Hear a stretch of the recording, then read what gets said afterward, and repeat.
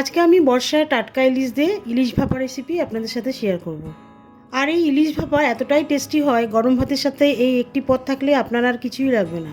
আসুন তাহলে ইলিশ ভাপা রেসিপিটা দেখে নিই। ইলিশ ভাপার জন্য 6 পিস ইলিশ মাছ নিয়েছি। প্রথমে আমি মাছগুলোকে লবণ হলুদ দিয়ে মেখে নেব। মাছের পরিমাণ অনুযায়ী দিয়ে দিচ্ছি লবণ, আর খুব সামান্য পরিমাণ হলুদ দিয়ে দিচ্ছি। হলুদ আর লবণ দিয়ে মাছগুলোকে ভালো করে মেখে নেব।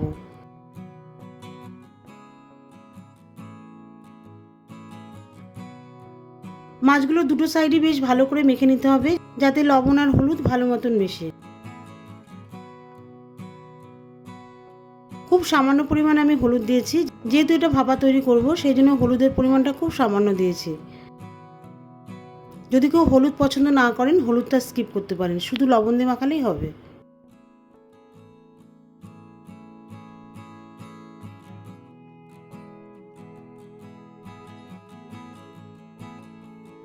মাছগুলোকে লবণ হলুদ দিয়ে ভালো করে মাখিয়ে একটা সাইডে রেখে দিচ্ছি।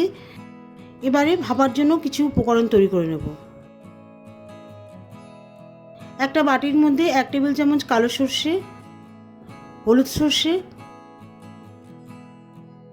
আর 1 টেবিল চামচ পোস্ত দিয়ে দেব। এর সাথে একটু জল মিশিয়ে বেটে নেব।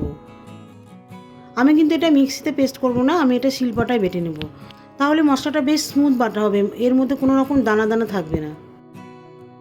ইলিশ মাছের ভাপা তৈরি করতে গেলে চেষ্টা করবেন মশলাগুলোকে বেটে নেওয়ার, তাহলে ভাপার মধ্যে যে গ্রেভিটা থাকবে তাহলে সেটা খেতে খুব ভালো লাগবে। এবারে এই বাটা মশলা একটা বড় বাটির মধ্যে ঢেলে দেব।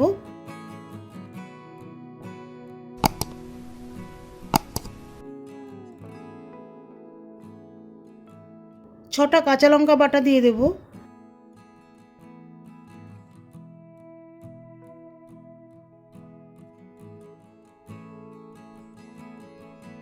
দিয়ে দিচ্ছি 2.5 টেবিল চামচ মতন টক দই,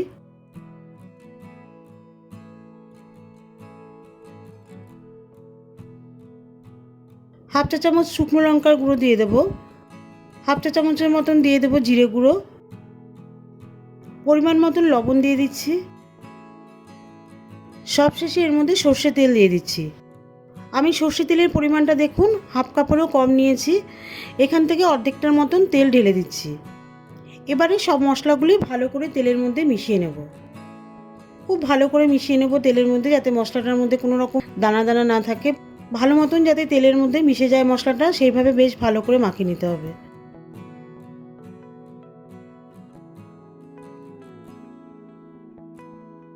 এবারে এই মশলাটা একটি স্টিমার কন্টেনারে ঢেলে দেব।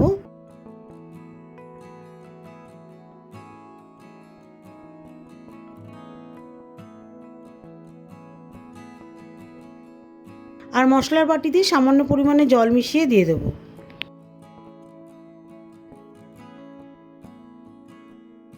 জলটা মশলার মধ্যে ভালো করে মিশিয়ে দেব।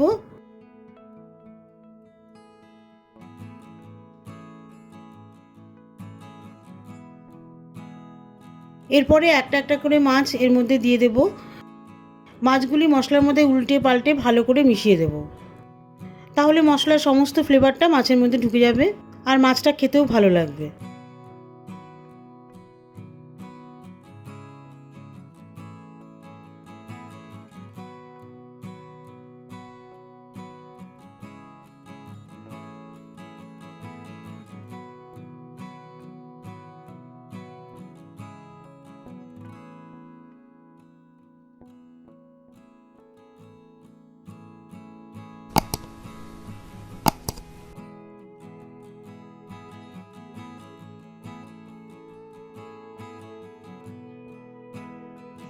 সব মাছগুলি মশলার মধ্যে ভালো করে মিশিয়ে দেওয়ার পরে সবশেষে 5টা কাঁচা লঙ্কা মাছের উপরে সাজিয়ে দেব।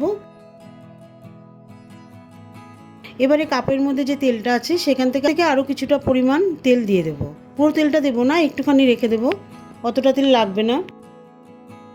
এরপরে স্টিমারের ঢাকনাটা দিয়ে দেব।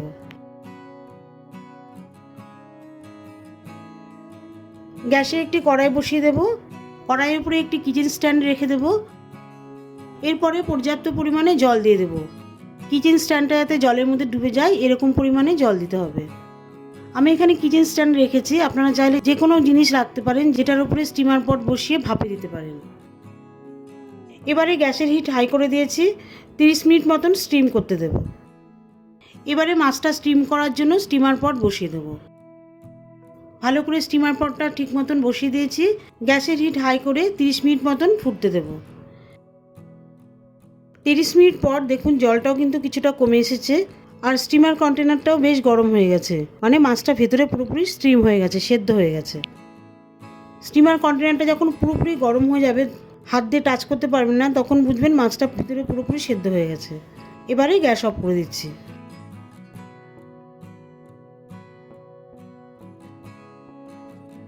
এই বর্ষায় টাটকা ইলিশ দিয়ে গরম গরম ভাতের সাথে খাবেন, অসাধারণ লাগবে। আপনার পাতে আর অন্য কিছুই লাগবে না, যদি একটি ইলিশ মাছ ভাপা আপনি যদি গরম ভাতের সাথে খান। তাহলে বন্ধুরা, যদি আমার ভিডিওটি ভালো লাগে তাহলে আমার চ্যানেলটিকে লাইক, কমেন্ট ও সাবস্ক্রাইব করে আমার পাশে থাকবেন, আর নোটিফিকেশান বেল আইকনটা অবশ্যই অল ক্লিক করে রাখবেন, তাহলে নতুন নতুন রেসিপির নোটিফিকেশান সবার আগে আপনার কাছে পৌঁছে যাবে। দেখা হবে পরবর্তী ভিডিওতে নতুন কোনো রেসিপি নিয়ে। ভালো থাকবেন, সুস্থ থাকবেন, আর আমার চ্যানেলটিকে লাইক, কমেন্ট ও সাবস্ক্রাইব করে আমার পাশে থাকবেন।